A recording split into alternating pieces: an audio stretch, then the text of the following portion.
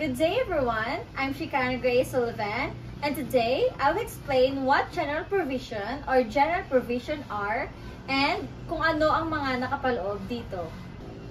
Ang general provision ay yung unang bahagi ng isang batas, kontrata o policy na naglalaman ng mga pangkalahatang tuntunin.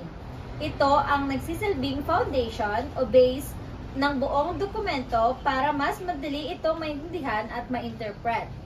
Una, meron itong definitions. Dito nakalagay ang meaning ng mga important terms na ginagamit sa dokumento. Mahalaga ito para maiwasan ang misinterpretation kasi lahat ng terms ay may clear and uniform meaning. Pangalawa, meron itong scope and coverage. Ito yung part na nagsasabi kung sino ang sakop ng document at hanggang saan ang application nito. Dito, nalalaman kung applicable ba ang policy sa employees, students, members, or a specific group.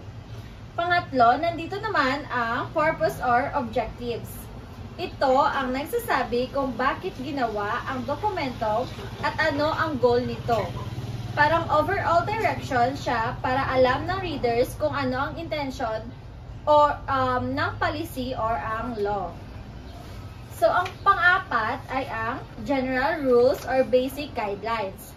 Ito naman ang pangunahing alituntunin na magsisilbing guide sa lahat ng succeeding sections. Dito, nakasaad ang basic expectations, responsibilities, at general conduct na dapat sundin.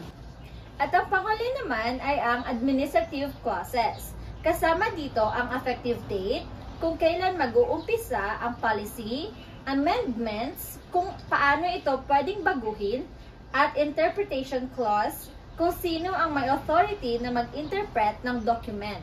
So in short, ang general provisions ay napakahalaga dahil ito ang nagsiset ng structure at naglalagay ng kalinawan sa buong dokumento. Kung walang general provision, magiging magulo, malabo, at open to misunderstanding ang policy o batas. That's why, kapag may formal document, lagi nating titingnan muna ang general provision para mas maintindihan natin ang kabuuang content. So, meron tayo dito ang importance ng general provisions. Una, clarity. Importante ito para malinaw ang rules at hindi tayo malito sa mga dapat nating gawin. Pangalawa, structure.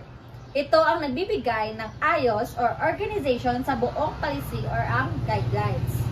Pangatlo, avoid misinterpretation. Dahil may malinaw na general provisions, hindi magkakaroon ng iba't ibang interpretasyon ang mga tao.